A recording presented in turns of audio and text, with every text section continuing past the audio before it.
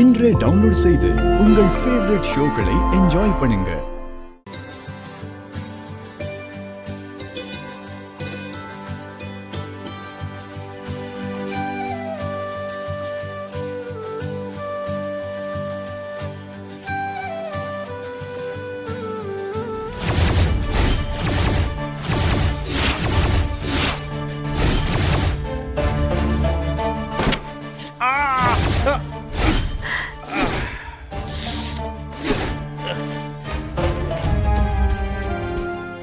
என்னங்க, என்னாச்சு? முதல்ல உட்காருங்க, உட்காருங்க. காலுக்கு வைங்க. ரத்தம் வருது. என்னங்க நீங்க கொஞ்சம் பார்த்து வரக்கூடாதா? ஒன்னும் இல்ல சீதா, நகத்துல லேசா இடிச்சிட்டோம் போல. வா, பரவாயில்ல, சரி நான் போயிட்டு வந்துடுறேன். என்னங்க, நீங்க கொஞ்சம் உட்காருங்க.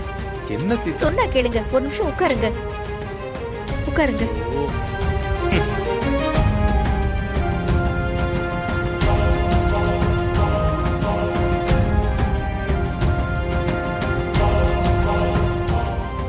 இந்தாங்க, தண்ணி குடிச்சிட்டு அப்புறம் போங்க.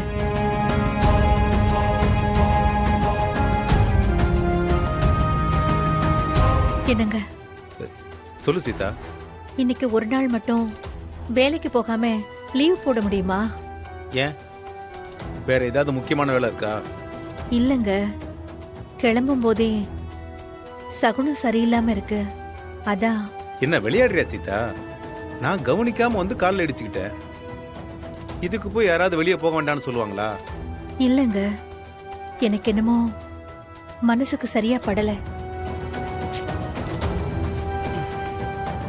சீதா, நம்ம ரெண்டு பேரும் வாழ்க்கையில சந்திக்க வேண்டிய எல்லா பிரச்சனையையும் பார்த்தாச்சு. கஷ்டத்தோட கடைசி நுனி வரைக்கும் போய் பார்த்துட்டு வந்துட்டோம். இதுக்கு மேல கஷ்டம்னு புதுசா வர்றதுக்கு நமக்கு ஒண்ணுமே இல்லை. இந்த மாதிரி விஷயங்கள்ல எனக்கு நம்பிக்கை இல்லாம போச்சு. நீ ஒன்னும் கவலைப்படாத. இங்க வீட்டுல உட்கார்ந்து இவங்க மூஞ்ச பார்த்துட்டு இருக்கிறத விட நான் வெளியில போய் வேலை பார்க்கறது தான் உத்தமம். நான் வர்றேன் சீதா.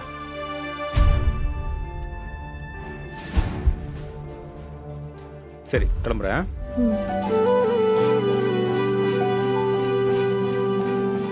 வணக்கம்மா. அங்கிள், என்னம்மா? சாவி கொடுங்க அங்கிள். எதுக்குமா? எங்க போன சொல்லுமா, நானே வண்டி எடுக்கிறேன். இன்னைக்கு வண்டியை நான் தான் ஓட்ட போறேன். சாவி கொடுங்க அங்கிள். வேண்டாமா, நீ பின்னாடி உட்காரு, நானே ஓட்டுறேன். சரி, வரும்போது நீங்க ஓட்டிக்கோங்க, இப்ப நான் ஓட்டுறேன். சாவி கொடுங்க. தப்பாருமா, அப்பாவுக்கு தெரிஞ்சா சத்தம் போடுவாருமா. அங்கிள், 9th ஸ்டாண்டர்ட்ல இருந்து நான் கார் ஓட்டிட்டு இருக்கேன். என்னதான் நான் சூப்பரா கார் ஓட்டினாலும் அப்பா என்ன நம்பி வண்டி கொடுக்கவே இல்லை. பழைய டிரைவரா நான் இருக்கும்போது எப்பவுமே நான் தான் அங்கிள் வண்டி ஓட்டுவேன். முதல்ல சாவி கொடுங்க அங்கிள். அமெரிக்காவுல நீ ஓட்டலாமா, ஆனா இங்க இப்போ வேண்டாமா. சொன்னா கேளுமா. இங்க பாருங்க அங்கிள், அப்பா இப்போதான் வீட்ல இல்ல. இத விட்டா எனக்கு வேற சான்ஸே கிடைக்காது. வந்து உட்காருங்க, நான் எப்படி ஓட்டுறேன்னு மட்டும் நீங்க பாருங்க. சாவி கொடுங்க அங்கிள்.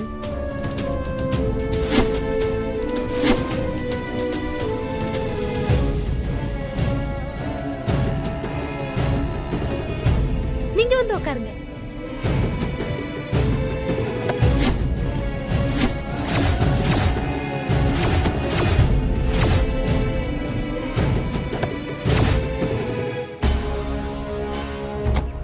மா, பார்த்து ஓட்டுமா.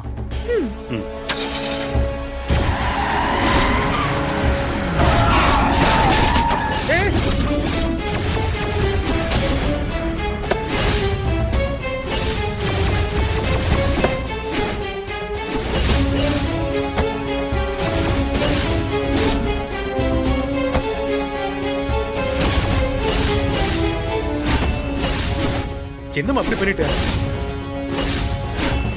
ஐயோ, ஐயோ, இப்படி ஆயி போச்சே. இப்ப என்ன பதில் சொல்றது ஒண்ணும் புரியலையே.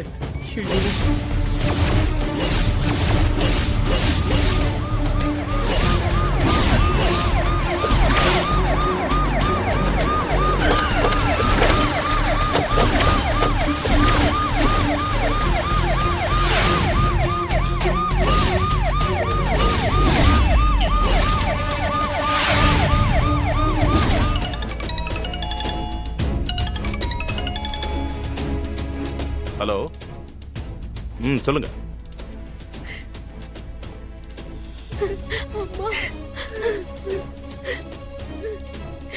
சரி, நம்ம ஸ்டேஷன்ல இருந்து எஸ்ஐ வந்துட்டாரா? சரி, ஓகே, நான் வரேன். ஒரு பேட் நியூஸ். என்னாச்சு சார்? அடிப்பட்ட ஆளு செத்துட்டான்.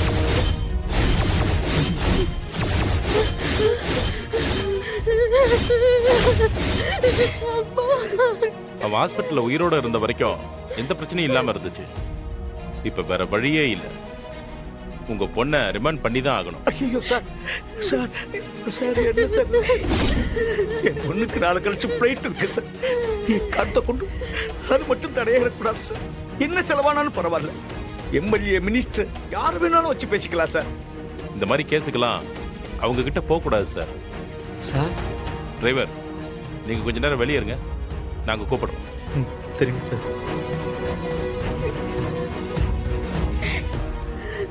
எப்படி பார்த்தாலும் இப்ப அரெஸ்ட் பண்ணி ரிமாண்ட் பண்ணி கேஸ் நடத்தி ஜாமீன்ல வெளியே எடுக்க எப்படியும் 2-3 மாசம் ஆயிடும். ஐயோ சார், என்ன சார் இது? இத வேற மாதிரி டீல் பண்ண ஒரே ஒரு வழிதான் இருக்கு சார், நீங்க வேணா உங்க டிரைவர் கிட்ட பேசி பாருங்க. அவர்கிட்ட என்ன சார் பேசுறது? வண்டிய அவரே ஓட்டின மாதிரி ஒத்துக்க வச்சீங்கன்னா அவரே சரண்டர் ஆன மாதிரி ஒரு செட்டப் பண்ணி உங்க பொண்ணு மேல எந்த கம்ப்ளைண்ட்டும் இல்லாம பாத்துக்கலாம். பயப்படாதம்மா. நீங்க அவரை கூப்பிட்டு வச்சு பேசி பாருங்க. நமக்கு இன்னைக்கு ஒரு நாள் தான் டைம் இருக்கு. போஸ்ட்மார்ட்டம் முடிஞ்சதுன்னா நாளைக்கு காலையில உங்க பொண்ணை அரெஸ்ட் பண்ண வேண்டியது.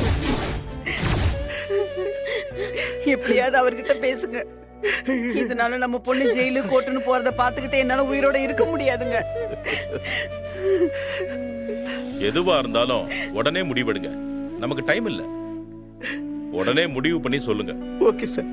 அதுவும் இல்லாம சம்பவம் நடந்த இடத்துல உங்க டிரைவர் இருந்ததுனால அவரை ஒத்துக்க வச்சுட்டா நமக்கு இந்த கேஸை டீல் பண்றது ரொம்ப ஈஸியா இருக்கும்.